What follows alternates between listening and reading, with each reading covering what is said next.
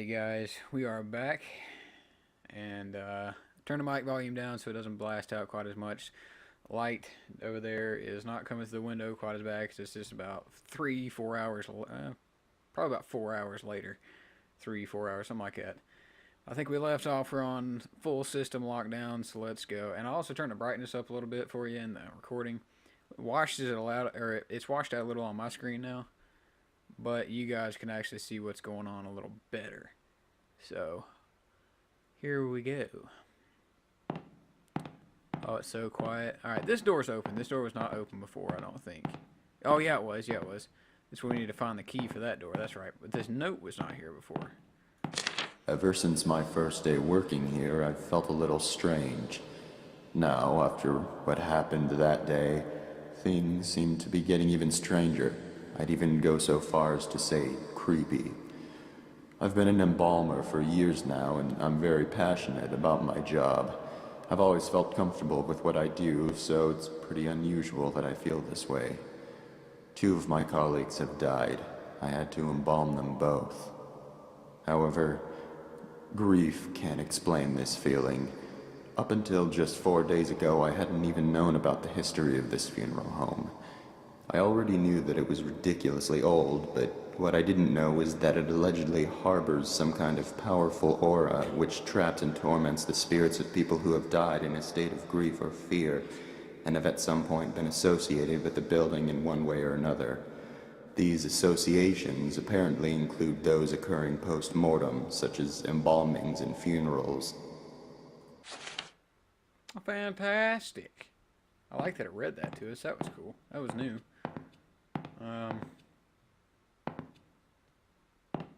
So apparently, the way it's talking, there's more than just that one lady. Can we just walk out?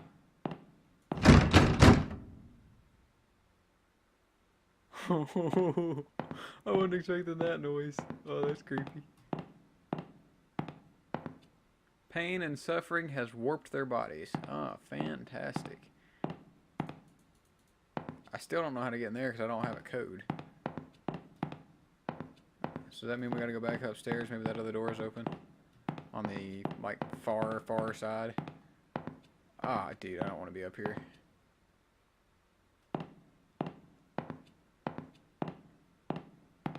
I'm so scared. I legitimately have never made it this far.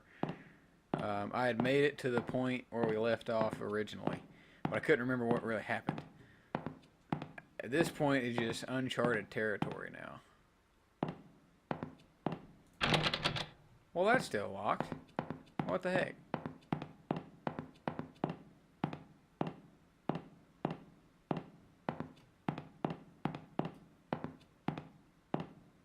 Something in here?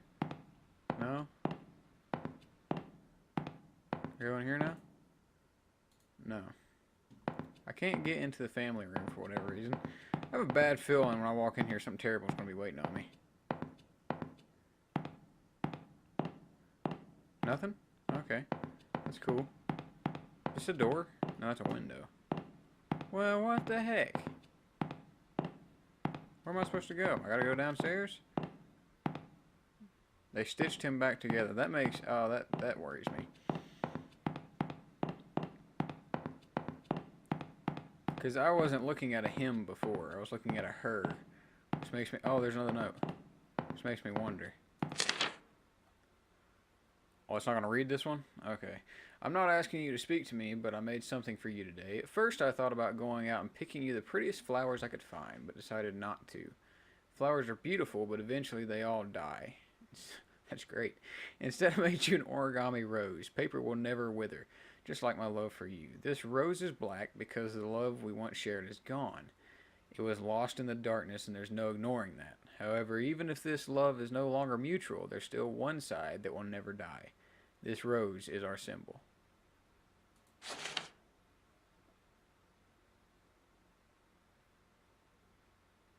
I can't tell if I hear something outside my headphones or in my headphones. I don't know. Either way, that explains where the name Black Rose came from. Somebody was in love with somebody else, and the love kind of fell off on one end. So I'm not so sure I want to come back down here. Because I really feel like Myrtle's going to be waiting to stab me in the face for locking her in.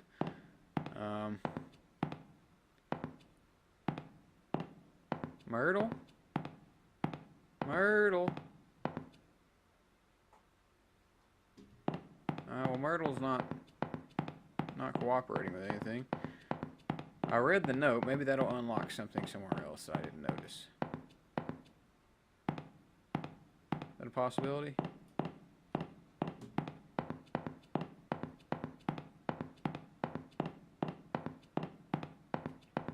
There's gotta be some way to get in this door. Can I type? No? I don't know how that door opens. It won't let me click on anything.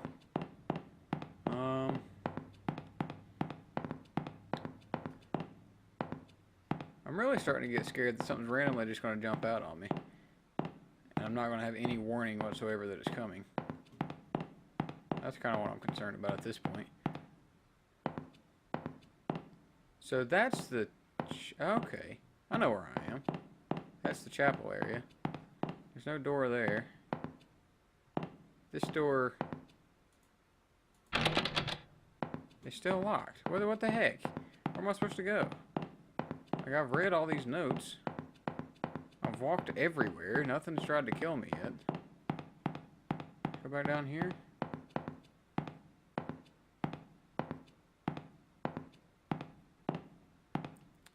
Huh. Well, this is anticlimactic. The whole full system lockdown thing apparently just locked everything down. We just can't do anything now. Okay. It still won't let me open this door. I can't ram it. It won't let me. I'm missing something here?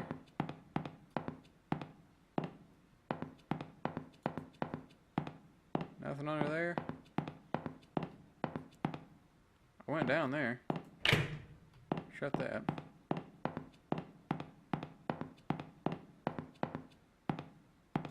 Read that note.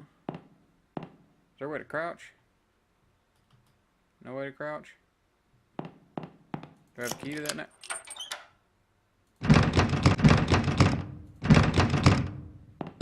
Oh! Oh my gosh! Back away. Back away. Hide in the corner until it stops. I have so many chills. I have so many chills. Where did it go? It's gonna make me move, isn't it? It's not gonna stop until I go out there. I saw it. I saw it. I don't know if you guys saw it because I spasmed so hard, but I did see it.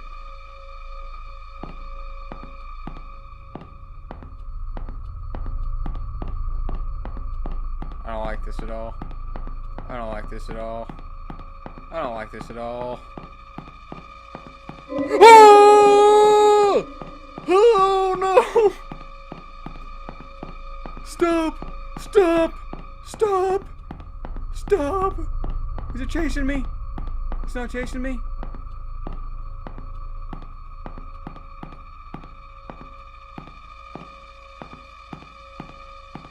I'm so scared. I'm so scared.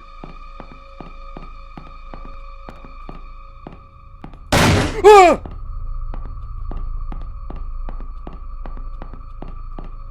Myrtle, help! Myrtle, help! Myrtle, help! Myrtle, help! What am I supposed to do? What am I supposed to do?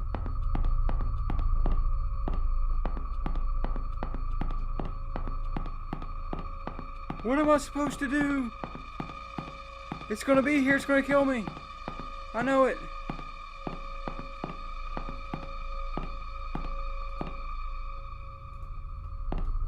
Back to the chapel.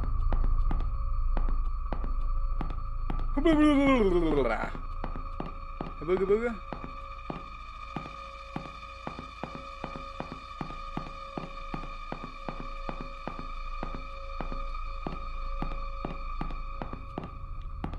supposed to do?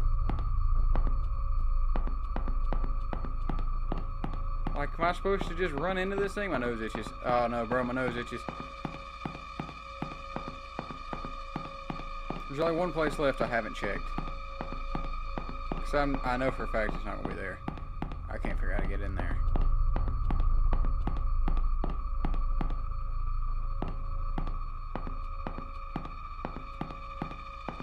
Hello?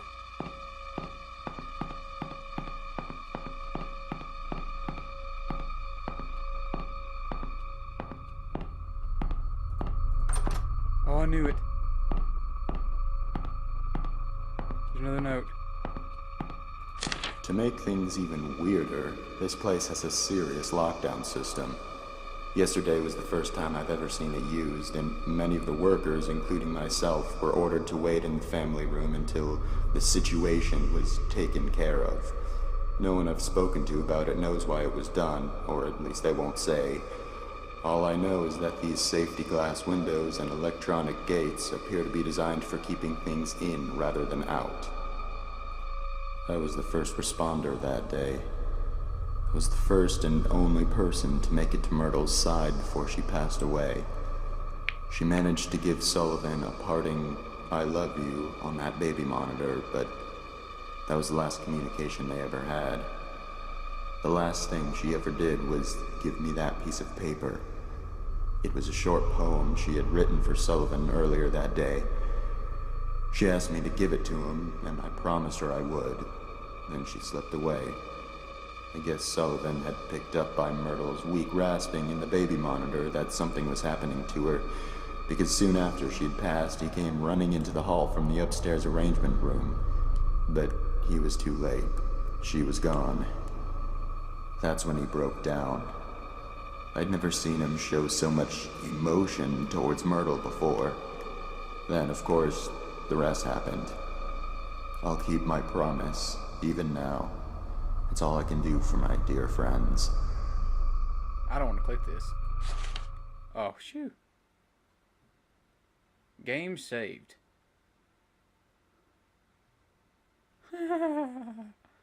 At least the noises stopped. Oh my gosh. So what, I gotta find this dude and give him the stupid poem?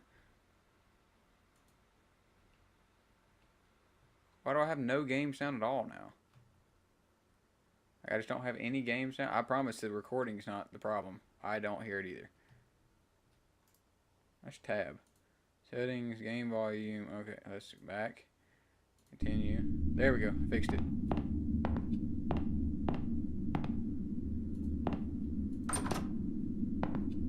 I don't like that these doors keep shutting without my permission. So what, I gotta find this dude and give him a poem. That's what I gotta do? The poem is gone, so maybe he got it. There's a lock that I took off. So, what now? All these doors have been closed. What, do I gotta go to the family room? Is that what I'm supposed to do?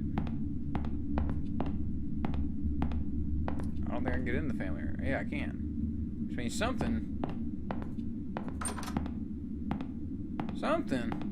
broke that door. I don't know. Oh, there's another note. It turns out that Devin got into the morgue by stealing Sullivan's key card from the office. Mrs. Raines had been in there and forgot to lock it when she left. Nobody knows exactly how the kid figured out the passcode, but considering what a flake his mother is, that's probably just something else she inadvertently compromised. They're burying Sullivan with a few of his belongings from the funeral home. I guess because he had worked here for so long and was so loyal to his job. Michael revealed that one of those belongings is Sullivan's key card. Of course, they would need to deactivate it from the system to avoid any breaches in the chance that it was stolen. But then again, Mrs. Raines would be the one who would do that. I discovered earlier today that Devin had stolen the system lock override key as well and hidden it somewhere in the building. This has got to be the most troublesome, ill-behaved kid I have ever encountered. Fantastic.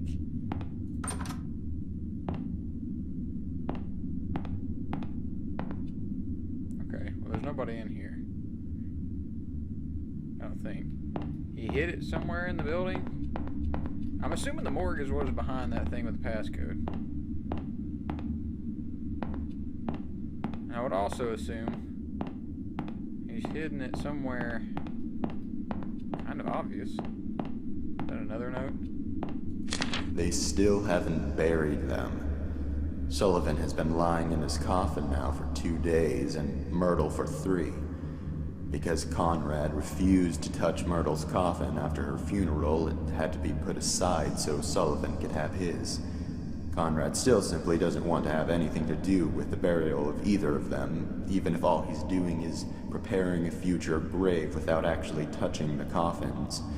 I'm starting to wonder if he had some type of unpleasant encounter with Myrtle and Sullivan's coffins, or he heard some absurd rumor about their corpses. What's sad is that Myrtle and Sullivan don't have relatives who care enough about their burials to actually do something about this. Michael was embarrassed to have to tell all the relatives and friends that the actual burials couldn't be held yet.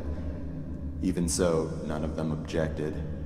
Maybe they just didn't see a point in doing so, considering the person they would be doing it for is already gone. I don't know. As far as feeling nervous around coffins, I do get a strange vibe now in the visitation room. The atmosphere in there is starting to feel different. The air feels heavier, a little bit oppressive even. It seems to be more noticeable today than it was yesterday.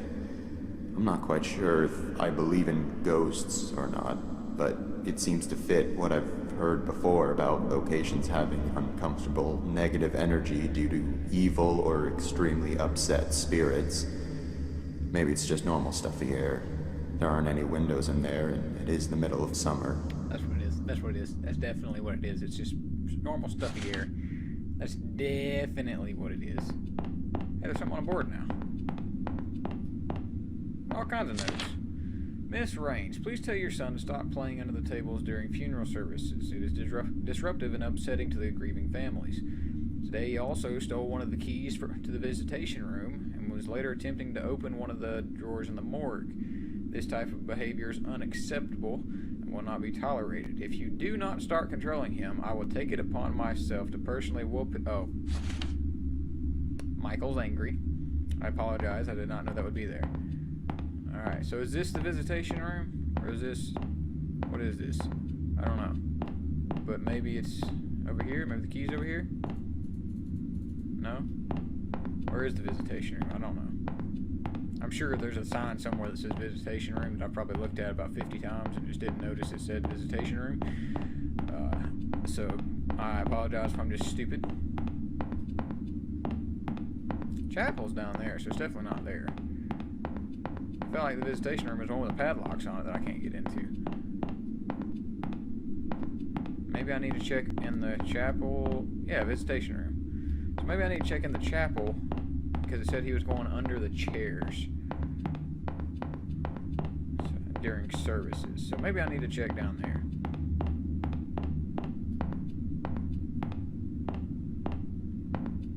Under the tables during... I don't see no key there. Oh, what is that? Grief-stricken man killed by train after blinding himself. Jeez, oh my gosh. This just slipped down my belly and scared the crap out of me. Okay.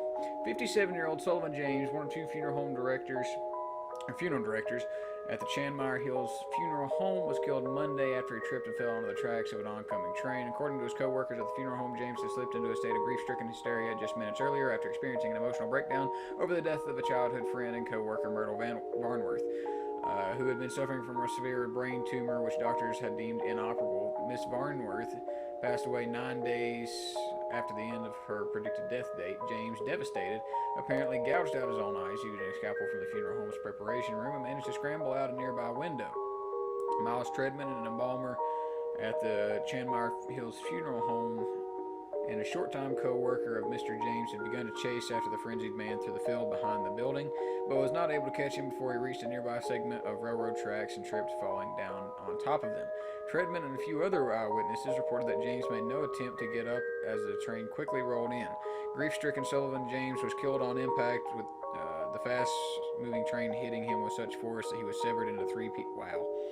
It has been speculated by those who knew the man that his fatal episode was driven by guilt for not treating his longtime friend how he believed he should have.